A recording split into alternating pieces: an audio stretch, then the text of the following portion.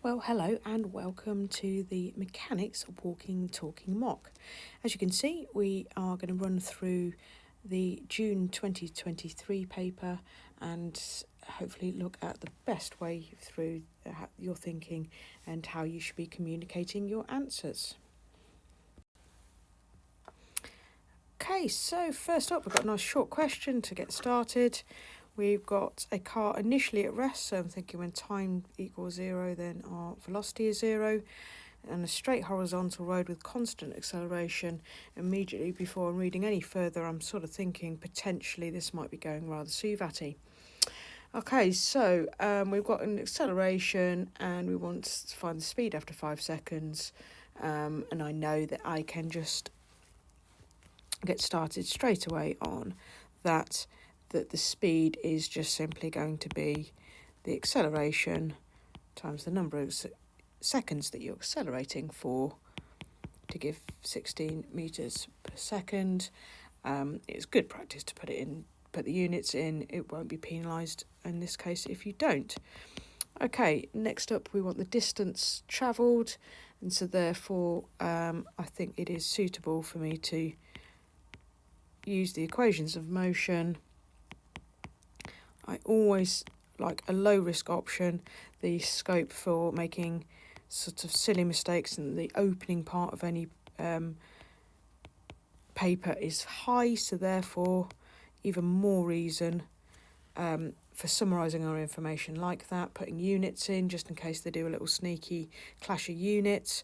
So I think it's just simply an equation of motion,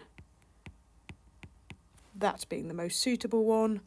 In terms of signage, don't think there's anything tricksy going on there, and so therefore I should be fine to proceed. U is 0 anyway, so that first term won't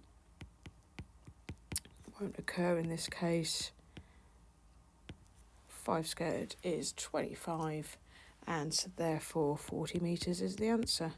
So hopefully that was pretty straightforward. Just having a little check with the examiner report as well. This was a really well done question. Nearly all responses were correct, which is as we would expect. Okay, so we have a particle that is on a plane, and you can see there are some forces that are marked on there already. We've got the horizontal 28 Newton force, we've got some frictional force there. We're told the particle has a mass of 5 kilograms, so a good habit to get into is if I think really what we should call that is a partial force diagram, as it is good practice, I would say, to mark on all the forces. So of course we've got the weight force due to the mass, and therefore there's got to be a reaction force there. And so I'm thinking my way through, is this thing moving, is it not moving? Those sorts of questions that I'm asking myself as I'm reading this. Okay, so what do we need to do first? We need the normal reaction force. So therefore I've already done half the work for there, because I can see that force that I'm after. The upward force must be the same as the downward force, so therefore it would be 5G, which would be 49 newtons, and the mark scheme allowed 5G or 49 there. Okay, so either would be absolutely fine for part A. Okay, those background questions, you can see the next one.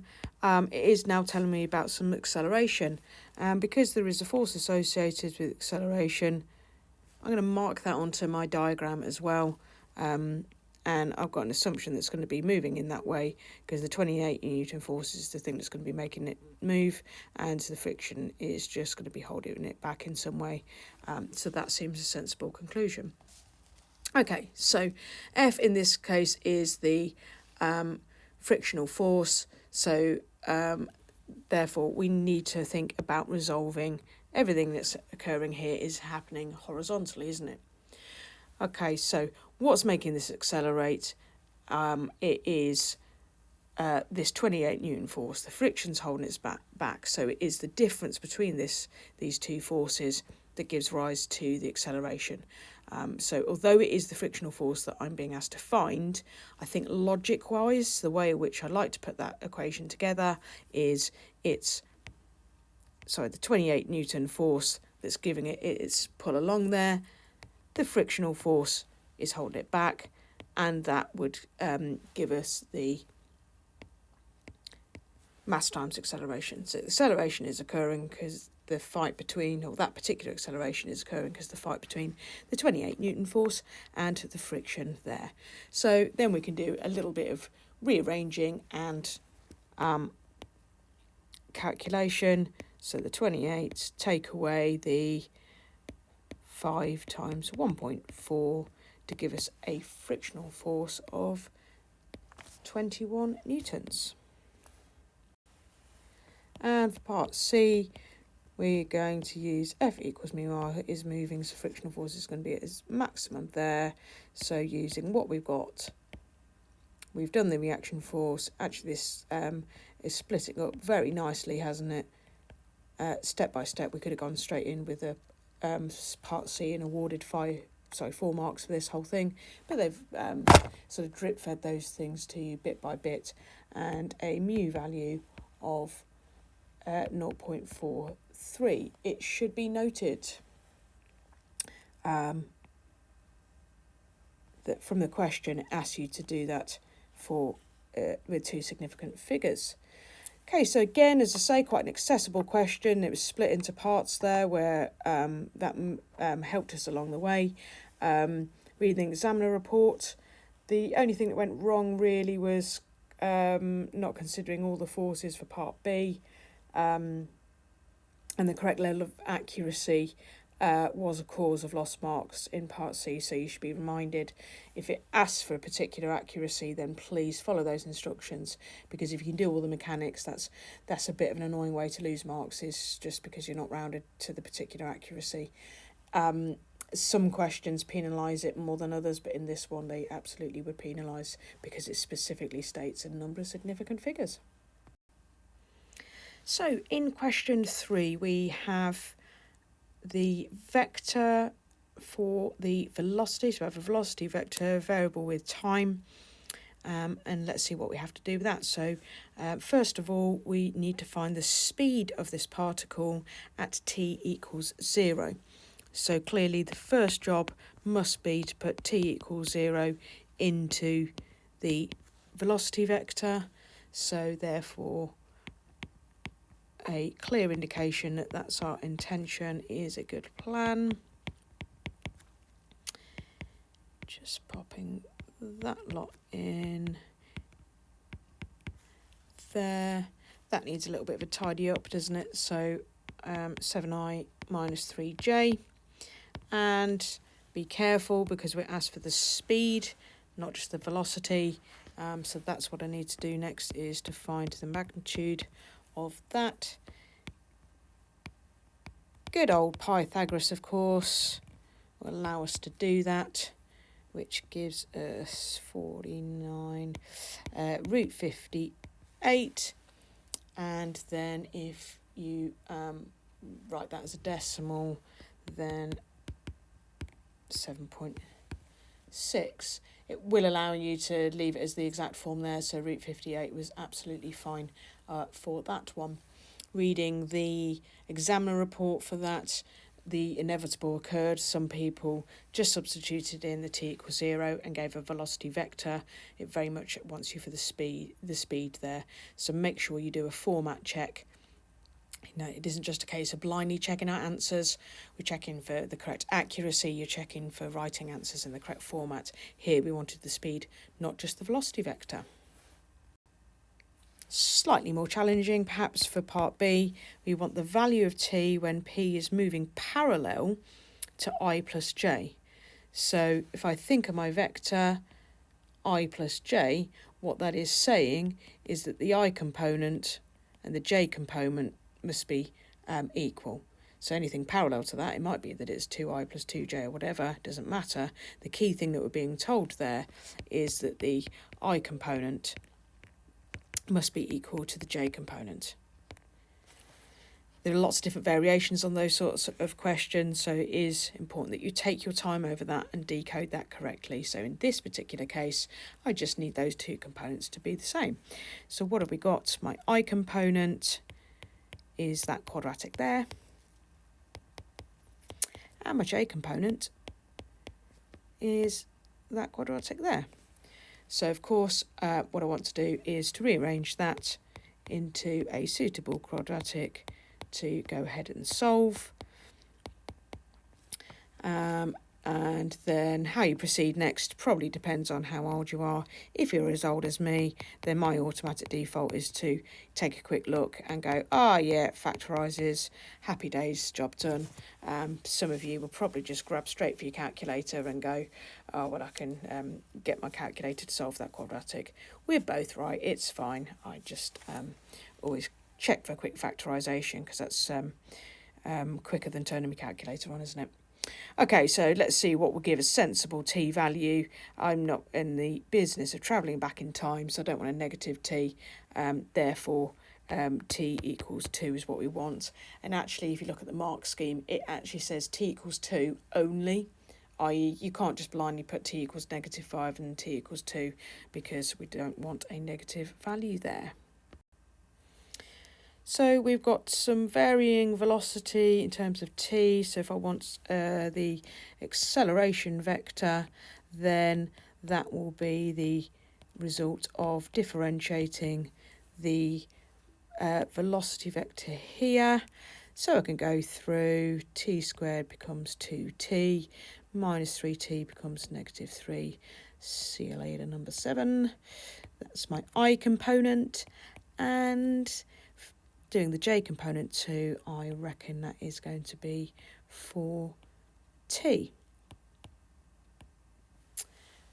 So hopefully, as long as you've indicated a sort of an intention to do some sort of differentiation there and done something sensible with that, so you get your method mark, and those should be, again, 2 quite achievable marks.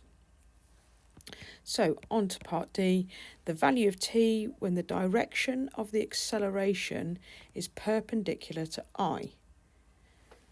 So I is going in that direction, so therefore my j is going to be the perpendicular to that, isn't it?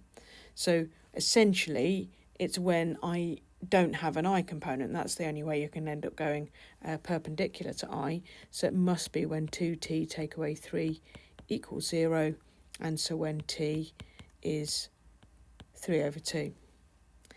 It's a nicely split up question there. Again, lots of little parts rather than it being a sort of 7 or 8 marker, so they're easing you in quite nicely into the paper.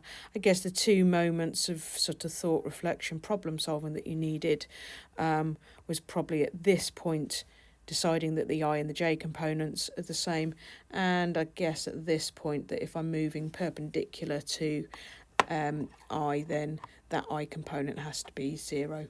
Apart from that, there's nothing there that seemed to cause too many problems. So we're at the end of question 3, and I think actually they are ramping up these exam papers much slower than they used to do. We're quite, let's say, 3 questions through, and actually there's lots of little parts, nothing too challenging. So that's quite a reasonable start to the paper, hopefully. So question 4, we can see seems to be a vector type question. We have a smooth horizontal plane that the particle is moving along, and it's got constant acceleration. So again, there's that key phrase. We saw it in question 1 and we've seen it again now. So that automatically makes me think the equations of motion. Well, that's a lie, isn't it? It doesn't make me think that, because I actually think SUVAT, because we all love a shortcut. Okay, so we've got some constant acceleration. At time 0 it passes through point A, so therefore in my mind the start of this journey is at A, finish of my journey 5 seconds later is at B, and so what have we got? We've got an initial velocity, we have a constant acceleration, I've got a time, and I need to find the speed that it passes through B. So again, if I can find the final velocity, then my old mate Pythagoras will help me out, will he not? And get me the speed. So that to me is sounding rather equations of motion like, so that seems like the best way to proceed. I'm going to allow myself a little bit more space as I write my SUVAT out, because this is a vector question and writing out the I's and J's and underlining them is overrated in my world. I'd much rather do this in column vector form. That's always seems to be the most efficient way through. So that, I don't think the displacement comes into play here. We do have an initial velocity of minus 16I minus 3j, so there it is. My aim is to get the final velocities, i.e. in this case the velocity at B. The acceleration, we've got 2.4I, 1j, and it took us 5 seconds to get from A to B. So therefore the equation of motion that's going to help us out here is good old V is U plus AT. I'm doing it in vector form, so therefore I ought to write that as vectors. Do I lose marks for not? No, but it just reminds me that I am dealing in vectors here. And 5 lots of 2.41. So if you work those out, we get a vector of -4, 2. Are we done? No, because I'm doing a format check. The format that I'm asked for is that I have it as the speed, not just velocity. And so therefore I want to find the size of that. Use Pythagoras, which would give us root 20, which is about 4.5. Whoops, 1. Interestingly, or not, half the marks were for getting the velocity at B, and the other half were actually getting the speed. So if you forgot to turn it into the speed, you lost 2 of the 4 marks. So that sort of format check, as I've been calling it, is super important. Reading the examiner report, it was quite well done, that part, and as you can probably imagine, the people who lost marks were for precisely that, of not filling in or going further into that and finding the speed. So in part B, we are describing a different journey. Okay, how do I know it's a different journey? I'm going to a different point, it's a different amount of time. What's the same about this journey is the fact that it is starting from A. So I want to find a value of the time. We're told about the position vector of C, but only in part, because actually I don't know that much about the J direction. I know where I start at -10, and I know what my acceleration is, but I'm missing a fair bit of the information. So my reckoning is that actually I'm not going to do this one in vectors. I think for this one, I'm going to focus just on what is happening horizontally, because I have far more information on that particular direction. So the position, so this journey this is an A to C journey. That's something to have clear in your mind. I'm starting at 44I and I end up at 4I. So the displacement that has occurred there would be -40. What was happening horizontally to start with, so as it passes through A, you can see there it is at -16. Remember, we're not doing this as a vector, we are just focusing on what is happening horizontally. Don't really care how quickly I'm going as I go through C, and then what is my acceleration in the I direction? It is 2.4. So again, taking the I component of that acceleration. And how long did it take to get there? Well, that's precisely what I'm trying to find out. And so we're told it's big T, where T is greater than 5. So Let's see what's linking these things. So it's the t that I'm trying to find essentially. I've got s, u, a and t. So s is ut plus half at squared. Seems the most suitable there. Away we go, do some substitution.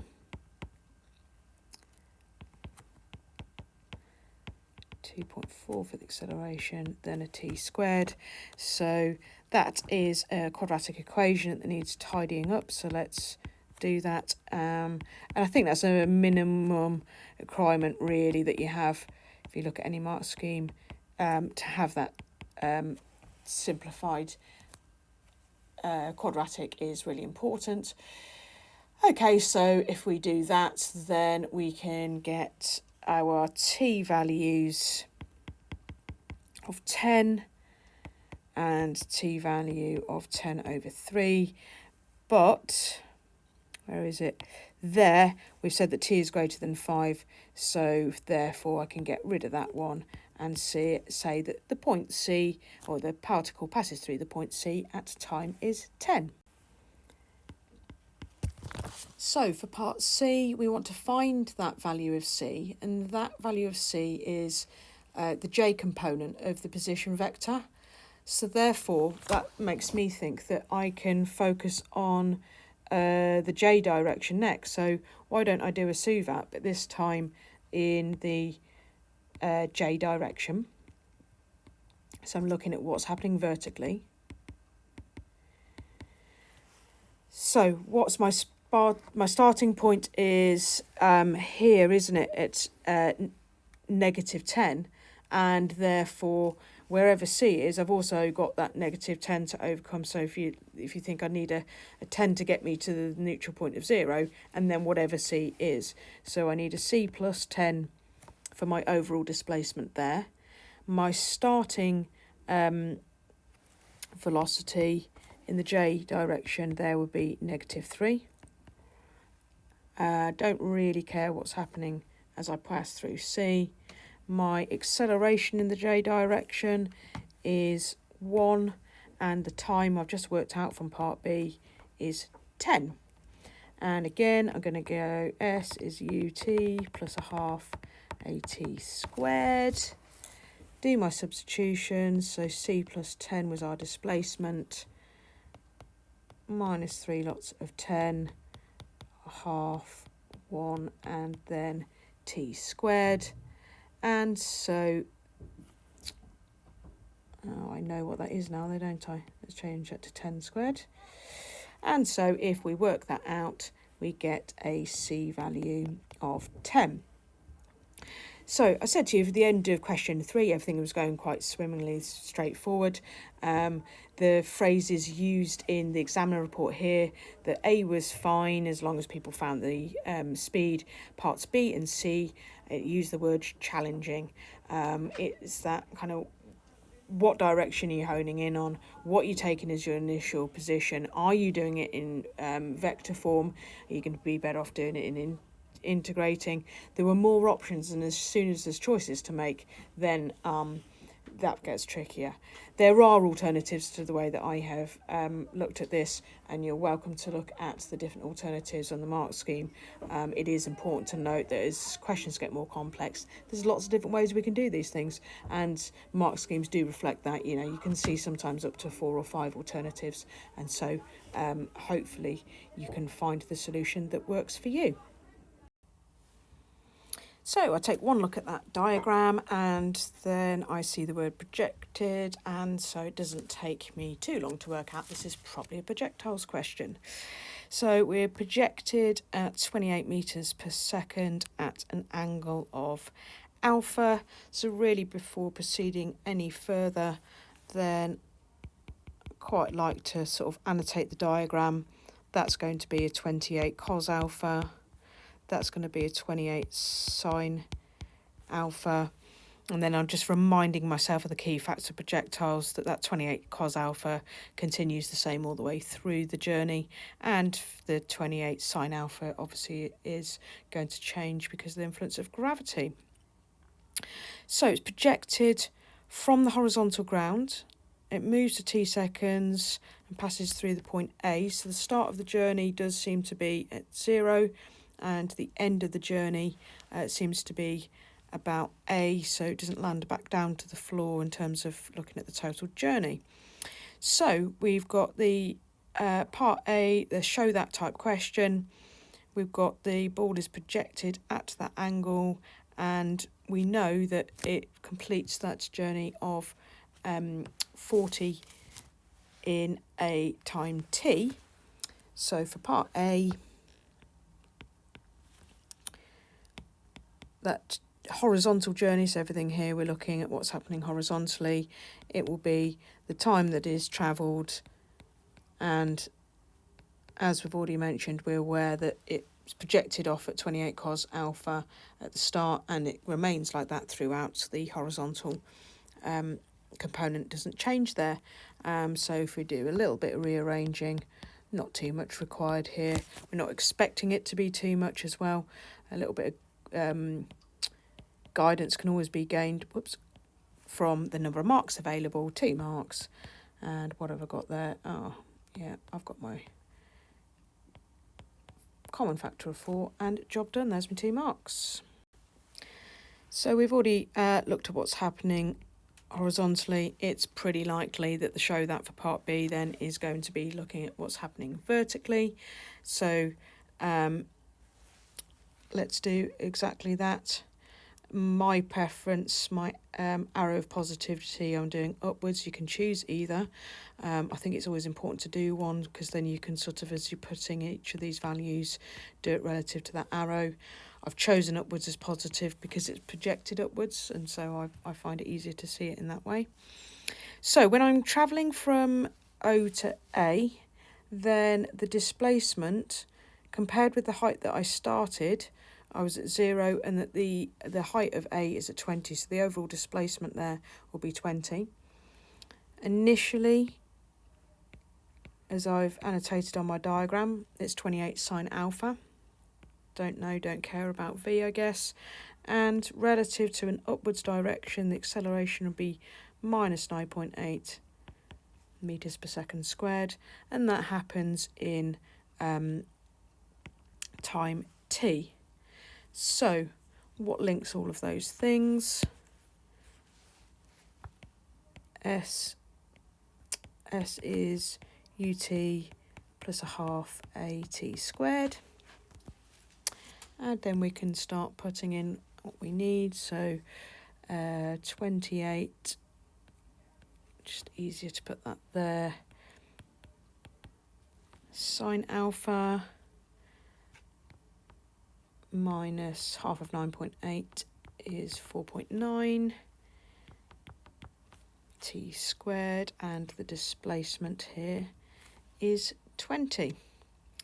So what we're looking at here is getting this as an equation in tan, and you can clearly see that we've got it as an equation in sine.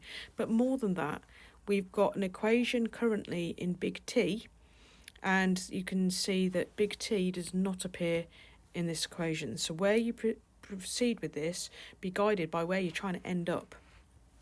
That tip, if you like, it also holds for your trig questions that you're doing in your pure. Right, so we do have an expression for big T, because that's what we did in part A, isn't it? So let's see if that's going to help us. I imagine it should. So 20 would be 28 times 10 sine alpha, so the 10 from there, over 7 cos alpha. So there's a little bit of me going whoopee, because I can see a sine alpha over cos alpha, and that gives me a tan. Yeah, that's enough for me to be excited. Well done me. And then I've got minus 4.9 and my t squared, so that all being squared. Okay, I'm going to create a bit more room for myself. Let's do it here. So 20 will be equal to, let's take the first term, 28 divided by 7 is 4, times by 10 sine theta over cos theta. So happy days, I've created a tan term. So when we're doing this, we're forever keeping an eye on what we're aiming for. Right, next up, if I deal with the number parts of the next term, I've got 7 squared, which is good news, is the 49 and the 4.9. So therefore that with the 100 gives me 10, and 1 over cos squared alpha is sec squared alpha. So you can see we are heading in the right direction, but I have got a sec squared there and I need it to be tan. And here's our trig skills cropping up. It's such a key topic that you can see this is now nothing to do with mechanics particularly. It's all about your ability to manipulate trig functions. So using those trig identities, you will know multiple questions within your pure paper across the 4 hours. But here we go, in our mechanics, it's cropping up as well. So what a key topic. Okay, so sec and tan are buddies there, aren't they? So we can see that's going to be 1 plus tan squared. So it's going to be another journey towards what I'm trying to achieve. Let's pop that in. So 1 plus tan squared. And then I'm definitely heading in the right direction. I'm getting happier and happier here because I can see I've got a quadratic in tan. So let's put it into a format of equals 0. So let's make the positive. So 10 tan squared alpha. That means the tan alpha is negative there, so that's happy days. And then I've got a minus 10 added to the 20 on the left hand side there, so that gives me 30 overall. Clearly I've got a common factor of 10. Cross my fingers and my toes so that it works out right, and there we go, we've got the thing that we wanted. Okay, we've got a greatest height problem for part C. So we're trying to find what the height is. We know that it is launched upwards. Sorry, I should have done that first. With that, if it is at greatest height, the final velocity will be 0. That's going to be minus 9.8. And I don't think we really care about the time. So we're going to have v squared is u squared plus 2as. Before we substitute in, we're going to need to know that value, aren't we, of alpha, or I guess of tan alpha really. And where can we get that from? Of course, that's what we have just done in part B. So if we solve that quadratic, we get that tan alpha is 3, or tan alpha is 1, either by factorising if you're me, or probably for yourselves, you pop that to your calculator. But what we need is the one that's going to give us the biggest maximum height there. And so if we want to maximise that, we want the bigger version, aren't we? So we're going to take the tan alpha is 3 rather than the tan alpha is 1. That will give us the larger value. So therefore, we can do our triangle for that. 3 squared, so that's what, root 10. And so sine alpha. Why am I doing sine alpha? Because I'll need it for the initial velocity is going to be 3 over root 10. So then when I go to substitute into my v squared, u squared and so on, then I've got 0 is equal to 28 lots of 3 over root 10 squared minus 19.6s.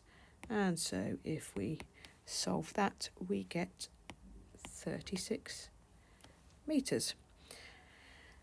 And final part, state a limitation of the model. So we've already got air resistance, the wind. So if you throw a ball and it's a windy day, that's different from on a still day. So it's important you understand the distinction between wind and air resistance.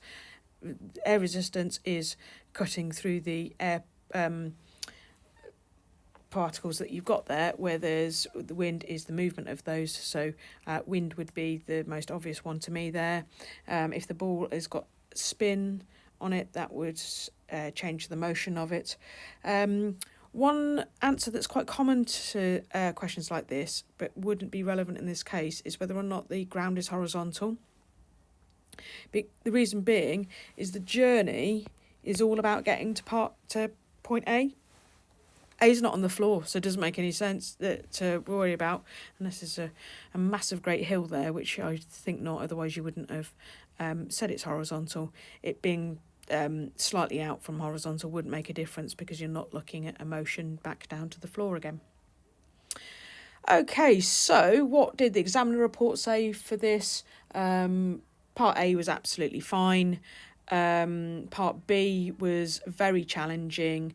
Some students, rather than did it as a show that, tried to solve that quadratic, so it's very much a show that question. And the main stumbling block there was using your trig skills. So it's, as I said, as we were completing it, actually you've got to be super confident in your trig skills to get those high grades, because that's the point where lots of people ground to a halt. And interestingly, for part D, the limitation one, there was a large proportion of candidates mentioned about the ground being horizontal, but because point A is up in the air, that wouldn't be relevant in this particular case. So we've got through to question 6, and of course I've got a good idea before I even turn the page what it was going to be, because we haven't had anything on moments, and I can't think of a mechanics paper that we go through without having such that critical topic there. So there we have it. We've got a rod, it's leaning against a wall, and so therefore I reckon that there's a good chance that it's going to be a moments question, and I'm absolutely right there. Okay, so part A, state the direction of the frictional force that is acting on the rod on A.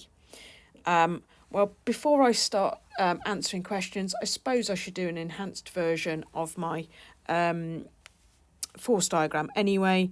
So at A, what have I got? I've got a reaction force. It's this rod is leaning against the wall, so I've got a reaction force at B. We're taking it as being uniform, so therefore I can have that weight force, what's the mass, big M, so mg there, and that's going to act in the middle because it's uniform, so I've got a distance there which is going to be relevant, as I reckon it is a moments question. And let's have a look what's smooth and what's rough. So B is smooth, so I don't need to worry about any frictional force here, and the ground it is rough. So the frictional force, what we're asked for in part A is which direction it's going to be and why. So the frictional force is going to be moving to the right, so you say towards the wall, that would be absolutely fine as well. My justification for that is if this rod or ladder, whatever it is going to move, it's going to slide down the wall, isn't it? It's not going to suddenly jump up in the air.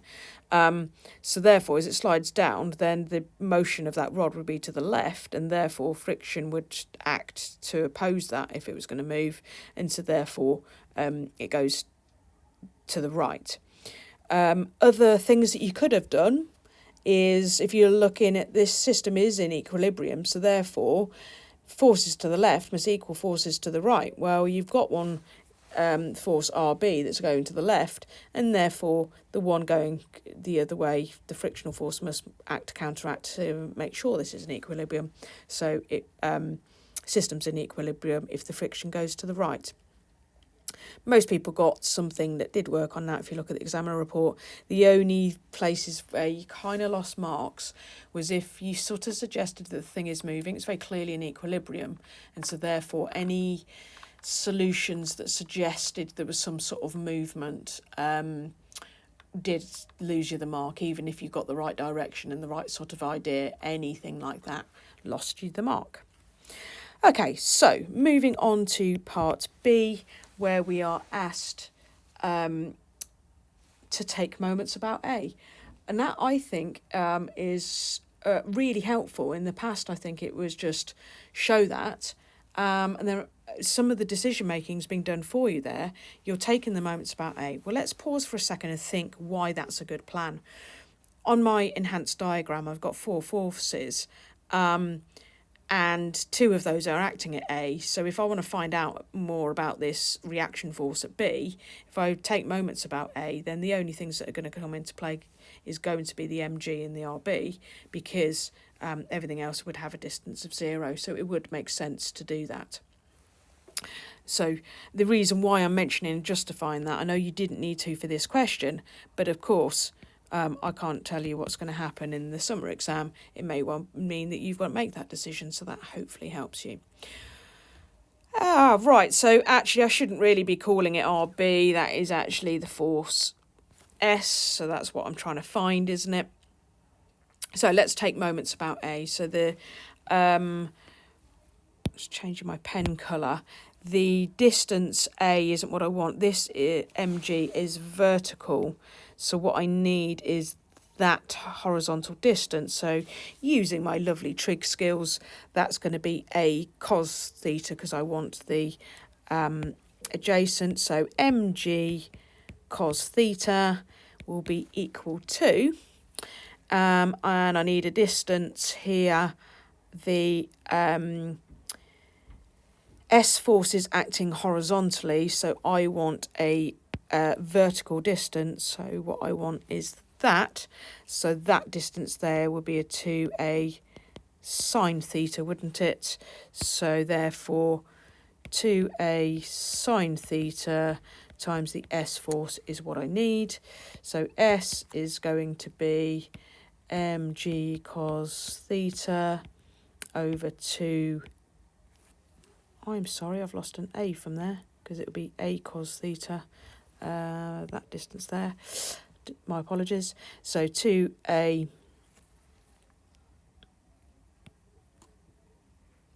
sine theta.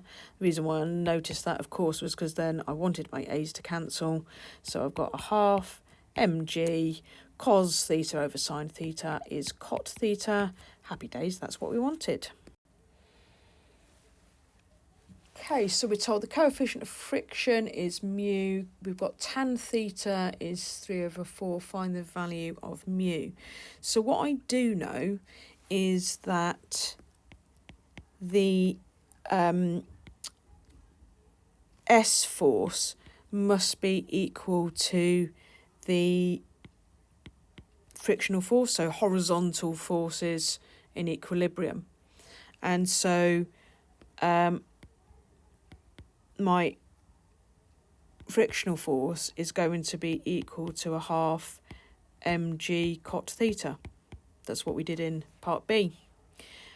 You are told in the question that tan theta is 3/4. So then if tan theta is 3/4, then cot theta is going to be 4/3, isn't it? So it is in limiting equilibrium. So therefore we know F equals mu R, and that R is the reaction at A. The only other downward force is the mg. So mu mg, because the RA here must be equal to the mg there, is equal to a half mg cot theta, which we know to be 4/3.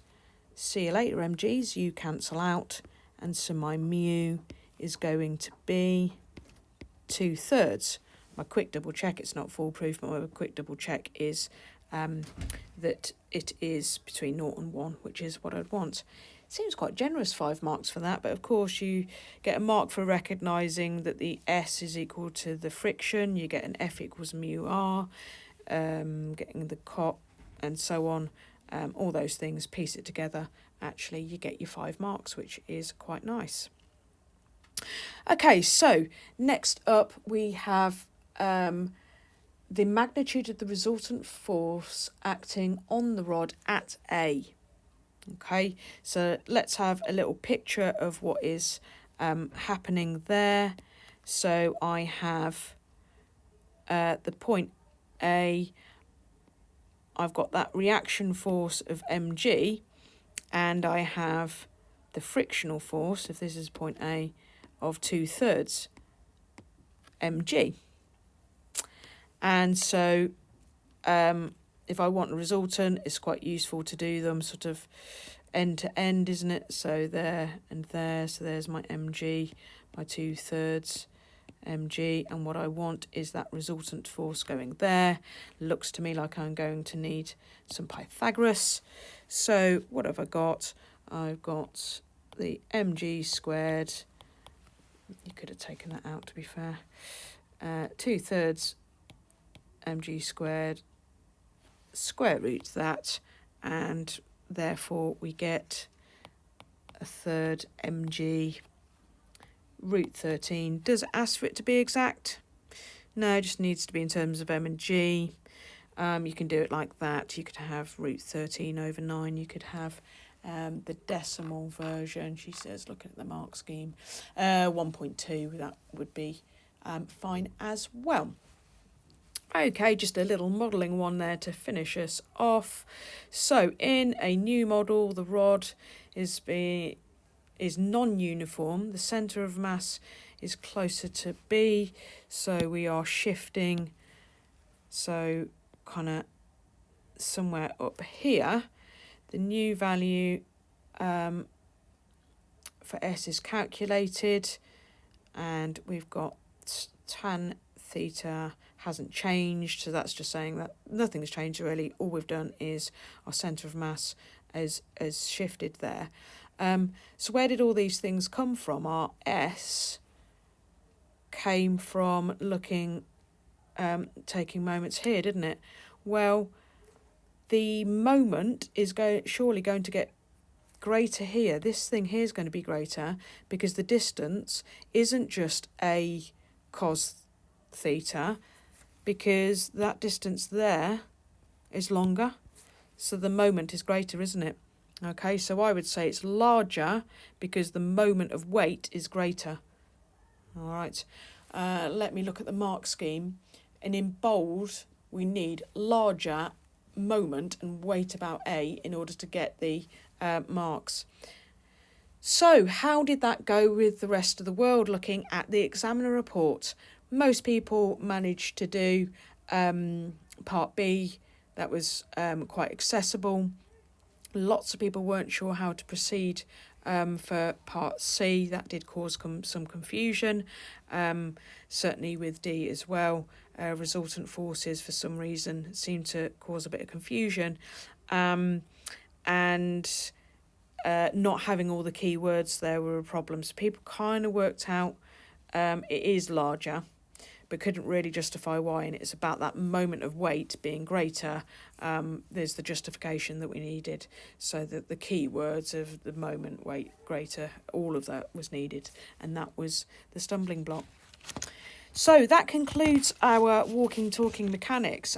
If I think of previous papers and so on, I do think that they are trying to be a bit more accessible with this. So rather than it being sort of 8 markers, they're splitting it into sort of 1, 2 and ramping it up a little bit. So hopefully that gives us papers that are a little bit more accessible. That isn't to say that they won't sort of go back to the style. It's always important to do the other past papers, but I do think they're trying to give you the best chance of success and getting started by giving you little pieces along the way, which is all good news. So what are your next steps with this? At this stage of your revision, it wouldn't be a bad idea to take an empty version of this paper, give it a go. So now you've seen it and you know kind of where you're heading with it. How do you get on with it there before you embark on doing past papers of unseen materials there. It's quite good to do it when you've got a little bit of confidence of knowing that it isn't sort of totally new to you. As ever, if you've got any questions, please do come and ask. See you later.